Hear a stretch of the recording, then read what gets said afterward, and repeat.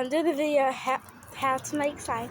So you see, I got this old bucket that I used to have slime in. It's pink at the bottom and I really like it. So I use this one. And I put the top at the bottom. I'm going to show you that I'm not lying. You see. Hold up. So you see, it's like pink and the top is off. I lift the top right back on, and I'm going to show you how to make slime.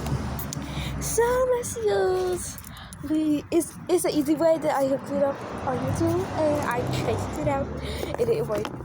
And it's going to look like Amazon. So first you add some grass, and hold up, let me go get the water. So now we got the water. I'm gonna put the water in there. Okay, next we're gonna mix it up for a little while. This might take a long time. And next we're gonna get some dust. Put that in there. It's like a little dust. Just don't ask me. I found it. Other sheets. This is what it looks like. If I mix it up, it's gonna turn into slime. Hold up, this might take a little while. Bye.